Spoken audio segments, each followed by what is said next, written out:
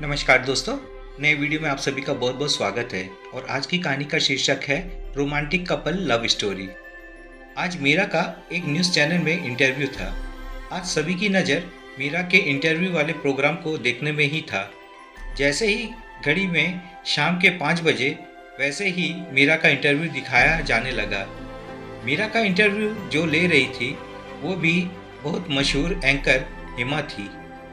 अब उनका इंटरव्यू शुरू हुआ और हिमा जी ने कहा, हेलो दर्शकों, आपका स्वागत है हमारे न्यूज़ चैनल पर। और आज हम बात करेंगे मीरा, जो कि एक मिडिल क्लास घर की है, लेकिन आज इसको देश का बच्चा बच्चा जानता है। तो मीरा जी, आज आप हर दिल की धड़कन है और आज आपके गीत हर किसी की जुबान पर है। वैसे तो आपके बारे में हर कोई जानता है, लेकिन आज हम आपसे आपकी सफलता की कहानी जानना चाहते हैं कि जब आपके साथ उस लड़के ने इतना गलत किया, उसके बाद आप डिप्रेशन में भी चली गई थी, तो आप उससे कैसे उभरी? क्या आप हमारे दर्शकों को इस बारे में कुछ बता सकती हैं?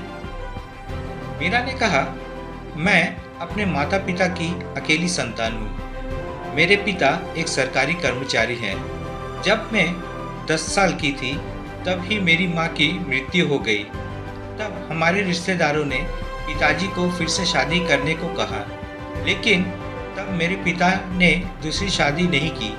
उन्होंने कहा कि अगर मैंने दूसरी शादी कर ली तो सौतेली माँ मेरी बेटी के साथ कैसा व्यवहार करेगी, इसका कुछ अंदाजा नहीं।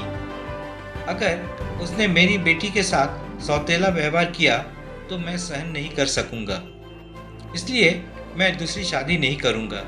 फिर उन्होंने मेरा पालन पोषण किया।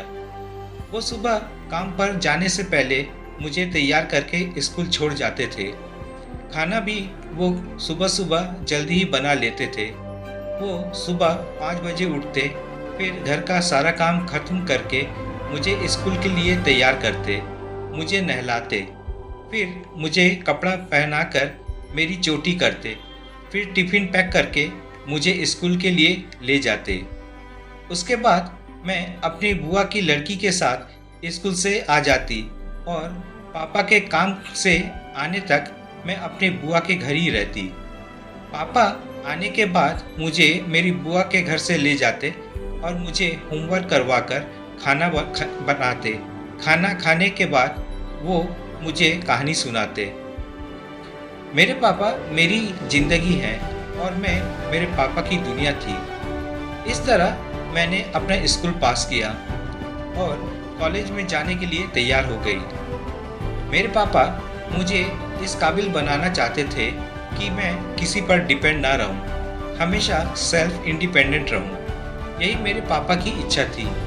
फिर मैंने कॉलेज ज्वाइन कर लिया और साथ ही मैंने एक पार्ट टाइम जॉब भी शुरू कर दी, जिससे मेरा कॉलेज का खर्च मैं ही निकालने लगी। दिन ऐसे ही बीतते रहे। मैं कॉलेज में एक लड़के से प्यार करने लगी थी और वो भी मुझसे प्यार करता था। मैंने इस बारे में पापा को भी बता दिया था। पापा ने इससे कोई ऐतराज़ नहीं किया था, क्योंकि वो उनके दोस्त का ही लड़का था। जब हमारा कॉलेज ख़त्म हुआ तो मैंने एक फुल टाइम जॉब शुरू कर दी और जीतू, जिससे मैं प्यार करती थी, वो पुलिस की ट्रेनिंग के लिए दूसरे शहर चला गया। पापा ने मुझे कहा कि जब वो एक पुलिस इंस्पेक्टर बन जाएगा उसके बाद वो हम दोनों की शादी करवा देंगे।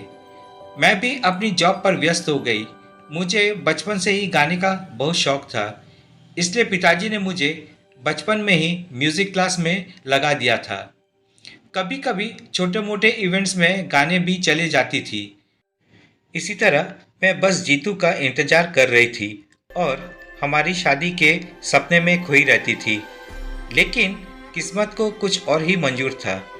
एक दिन एक लड़का जिसका नाम ओम था मेरे सामने आया और मुझे एक फूल देकर कहा, मैं तुमसे प्यार करता हूँ, मुझसे शादी करोगी? मैंने उसको मना कर दिया। मुझे लगा कि अब वो मुझे परेशान नहीं करेगा, लेकिन अब वो रोज़ मुझे परेशान करने लगा।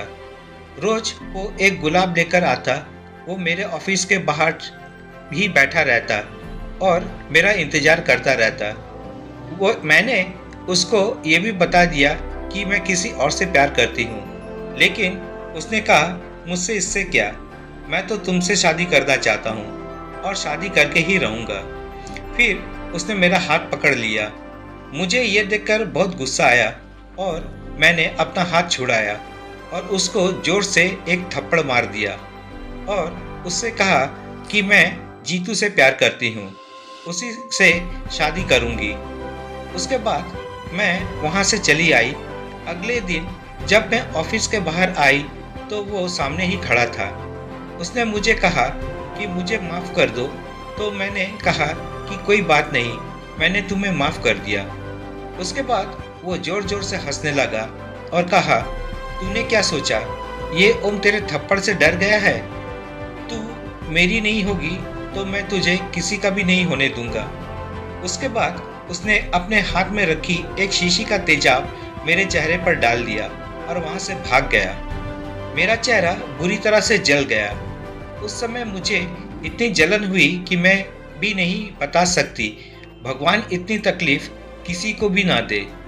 उसके बाद मुझे मेरे कलीग्स ने जल्दी से हॉस्पिटल में भर्ती कर दिया और मेरे पिताजी को भी बुला लिया। उनकी क्या हालत हुई होगी मैं अच्छी तरह से समझ सकती हूँ। वो मुझे कितना प्यार करते हैं ये मैं ही जानती हूँ। मेरा इलाज कई दिनों तक चला। जब मुझे होश आया और जब मैंने अपना चेहरा देखा तो मेरे दुख का कोई अंदाज़ा नहीं लगा सकता मैं कितनी दुखी हो गई। फिर मुझे डिस्चार्ज किया गया। जब मैं घर पर आई तो मैं अपने चेहरे को शीशे में देख देख कर रोने लगी। तब मेरे पापा ने कहा, बेटा चिंता मत करो, मैं तुम्हारे साथ हूँ, तुम कभी अकेली नहीं हो। मैं तुम्हारा पापा, तुम्हारा साया बनकर हमेशा तुम्हारे साथ रहूँगा। मैं बिल्कुल टूट चुकी थी। मैंने जीतू के साथ जो सपने देखे थे वो सब अब राख हो चुके थे। जब भी कोई मुझे मीरा कह के बुलाता तो मेरे अंदर ऐसी भावना आ जाती जैसे कोई मुझे गाली दे रहा हो। जब से ओम ने मेरे चेहरे पर तेजाब डाला और कहा कि अगर मैं उससे शादी नहीं करूंगी तो वो किसी से भी शादी नहीं करने होने देगा, बस मेरे जहन में ही ये बातें घूमते रहती, जिससे मैं डिप्रेशन में जाने लगी।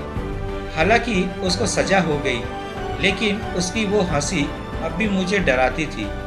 उसने जो कहा था वो सच ही तो था। अब इस हालत में शायद जीतू भी मुझसे शादी नहीं करेगा। अभी तक तो उसको ये पता ही नहीं। जब उसको पता चलेगा और वो मुझे देखेगा तो उसके बाद तो वो भी मुझसे शादी करने से इनकार कर देगा। तब पिताजी ने मेरी हालत देखकर मुझे एक डॉक्टर के पास ले गए। कुछ दिनों बाद जीतू की ट्रेनिंग पूरी हो गई और उसकी पोस्टिंग हमारे शहर में ही हुई। वो जब शहर में आया तो उसके पिताजी ने मेरे बारे में उसको बताया। वो सीधा मेरे पास आया और आते ही मुझे गले लगा लिया। मुझे लगा शायद उसने मेरा चेहरा नहीं देखा, इसलिए उसने मुझे गले लगा लिया। अगर वो मेरा चेहरा देखता तो शायद वो मुझसे गले मिलना तो दूर, वो यहाँ रुकता ही नहीं। उसने कहा, मीरा कैसी हो तुम सोच भी नहीं सकती कि ये इतने दिन मैंने वहाँ कैसे बिताए। तुमने मुझे एक चिट्ठी भी नहीं भेजी। मैंने जीतू को कहा, क्या तुमने मेरा चेहरा नहीं देखा?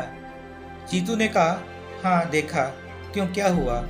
जिस चेहरे को मैं खुद देखना पसंद नहीं करती उसको देखकर तुम इतना नॉर्मल कैसे बात कर सकते हो? तब जीतू ने कहा, मैंने तुमसे प्यार किया है, तुम्हारे चेहरे से नहीं। और मैं तुमसे पूछता हूँ, अगर मेरे साथ ऐसा होता तो? तब मैंने उसके मुंह में हाथ रखा और कहा, भगवान न करे तुम्हारे साथ ऐसा हो। उसने कहा, तुम्हारे पिताजी कहाँ हैं? मैंने कहा, बाहर गए हैं, आते ही होंगे। जीतू की बातें सुनकर अब मेरे अंदर आत्मविश्वास बढ़ गया था। जीतू ने कहा, हमारी शादी के लिए मैंने बस मेरी ट्रेनिंग का इंतजार करने को कहा था। अब पिताजी से कहकर जल्दी से किसी पंडित को बुलाकर हमारी शादी की तारीख निकलवा लेना। तभी जीतू को किसी का फोन आता है। वो कहता है कि वो अभी निकल रहा है, शाम को आता हूँ, अभी कुछ काम है। जीतू से मिलकर और उसकी बातों को सुनकर मेरा मन हल्का हो गया। ऐसा लगा जैसे मेरे मन से कोई बोझ उतर गया था। कुछ दिनों बाद हमने शादी कर ली। पापा भी हमारे साथ ही रहते थे। मैंने कॉलेज के समय ही जीतू को कहा था कि मैं शादी एक ही शर्त पर करूंगी, पापा भी हमारे साथ ही रहेंगे। उसको ये बात याद थी। वो मेरी हर छोटी से छोटी बात का ध्यान रखता था। जीतू को पता था कि मुझे गाना गाना बहुत पसंद है, तो उसने मेरे लिए एक गिटार लिया था और मेरे गीतों के वीडियो को सोशल मीडिया पर डालते रहे।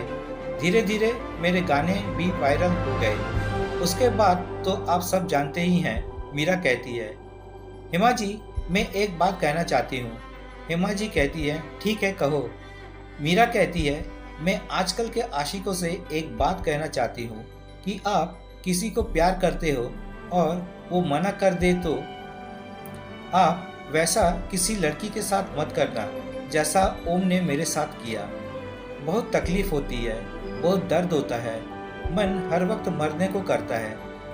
मुझे तो मेरे पापा और जीतू के प्यार ने बचा लिया, लेकिन हर किसी लड़की के जीवन में ऐसे लोग नहीं होते।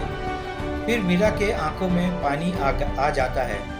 सभी लोग जो इस इंटरव्यू को देख रहे थे उनके आंखें भी नम हो जाती हैं। तो दोस्तों ये थी आज की कहानी। अगर कहानी पसंद आए तो कमेंट्स, लाइक और शेयर ज़रूर कीजिएगा और चैनल में नए हो तो सब्सक्राइब जरूर कीजिएगा। तो मिलते हैं नए वीडियो में एक नई कहानी के साथ। चैनल में बने रहने के लिए बहुत बहुत धन्यवाद।